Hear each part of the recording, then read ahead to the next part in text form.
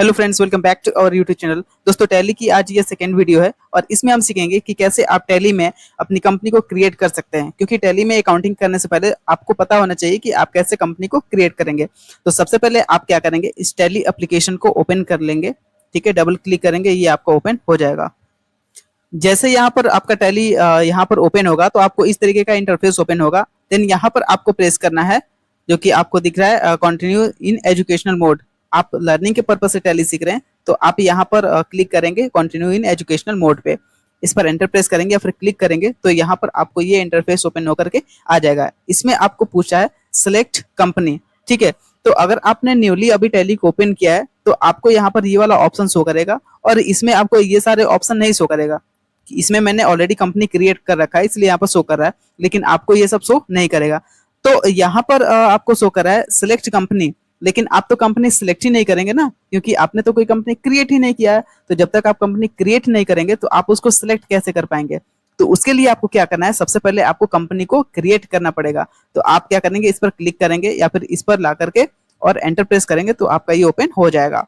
उसके बाद आप यहाँ पर देख सकते हैं, यहाँ पर आपको एक ऑप्शन शो कर रहा है, एक इंटीमेट कर रहा है क्रिएशन, कंपनी क्रिएशन। मतलब ये जो आप मेन्यू देख रहे हैं, ये जो आप पेज देख रहे हैं, ये आपका कंपनी क्रिएशन का है।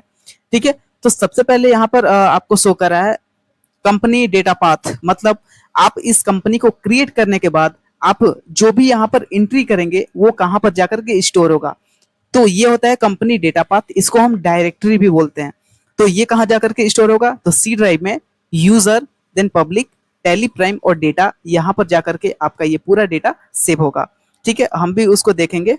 बट बिफोर हम क्या करते हैं, सबसे पहले यहाँ पर कंपनी क्रिएट करते हैं। तो कंपनी नेम, तो कंपनी नेम में हम कोई भी कंपनी का नेम डाल देते हैं, सपोज हरी इंटरप्राइजेस। ठीक है, मेरा कंपनी का नाम है क्या है, हरी इंटरप्राइजेस। हरी इंटरप्राइजेस यहाँ पर मैंने टाइप कर दिया। उसके बाद हम प्रेस करेंगे एंटर। एंटर आप जैसे प्रेस करेंगे तो यहाँ पर ऑटोमेटिक आपका जो मेलिंग नेम है उस मेलिंग नेम में क्या आ जाएगा, हरी इंटरप्राइजेस। ठीक है, अब मेलिंग नेम क्या होता है, मेलिंग नेम का मतलब ये होता है कि आप जब भी कोई इनवॉइस प्रिंट करेंगे या फिर जो स्टेटमेंट है, जो आपका रिपोर्ट है, पीएनएल अकाउंट, बैलेंस शीट, जब उसको आप निकालेंगे तो वहां पर जो आपका टॉप में जो हेडिंग होगा कंपनी का, वो वही होगा जो आप मेलिंग नेम में यहाँ पर शो करेंगे।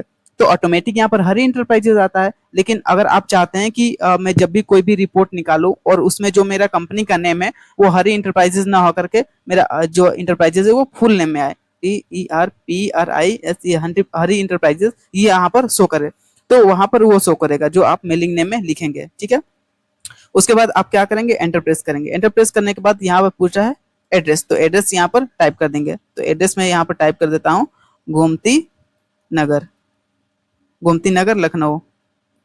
ठीक है, ये मैंने एड्रेस टाइप कर दिया कि जो कंपनी है उसका एड्रेस यहाँ पर है।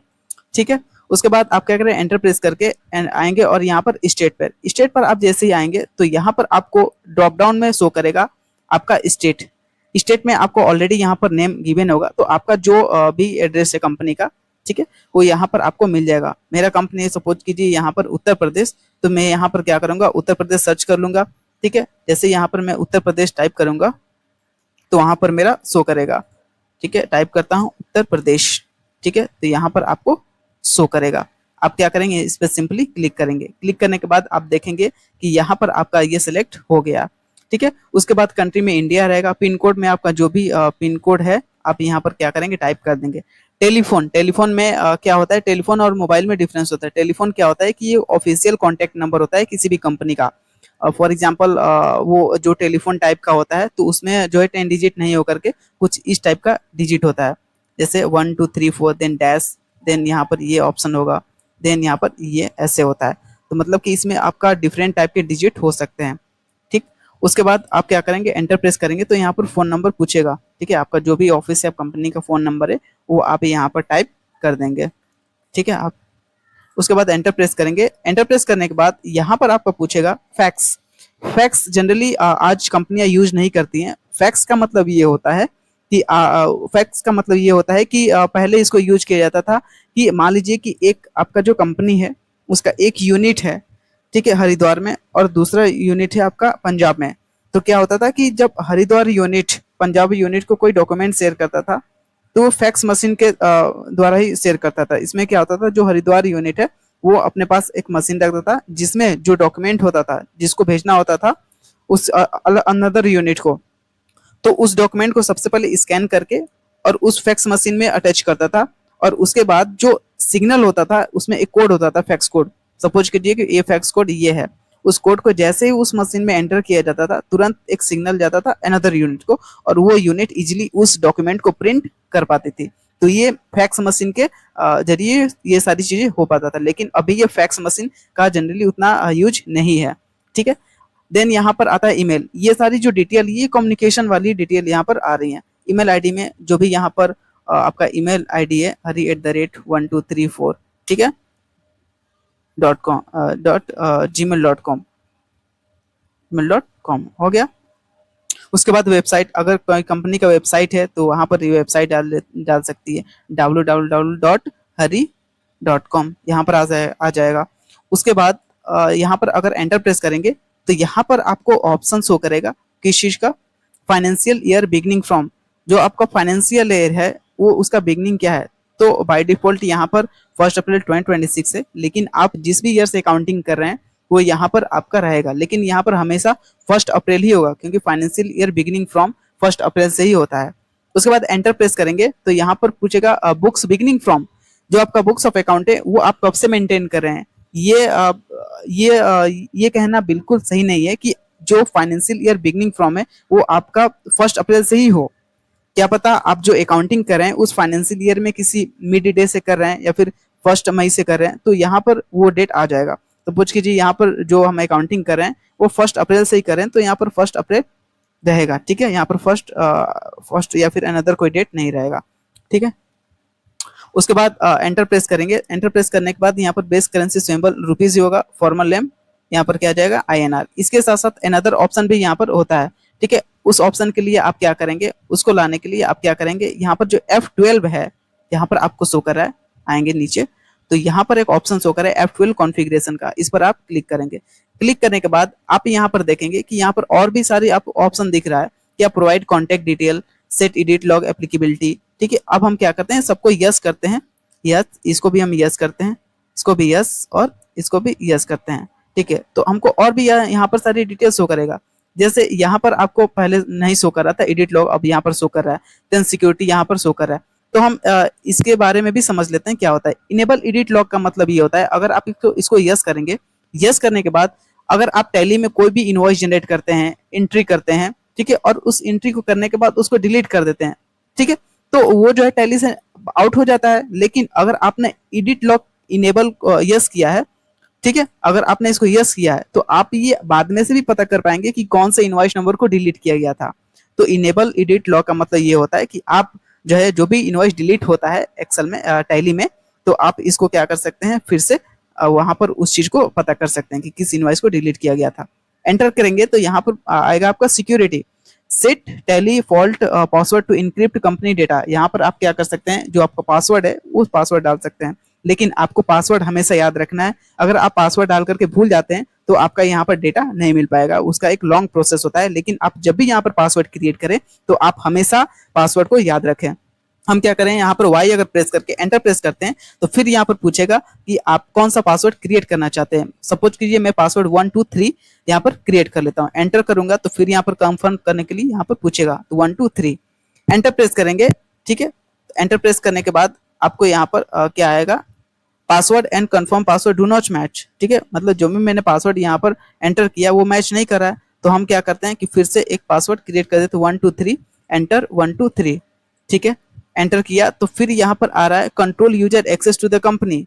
ठीक है, जो भी आपके जो यूजर्स हैं, ठीक है, वो कंपनी डेटा को क्या एक्सेस कर सकते हैं कि नहीं। तो यहाँ पर अगर वाई करेंगे तो वो एक्सेस कर सकते हैं, अगर नहीं तो नहीं, तो हम यहाँ पर नो ही रखते हैं।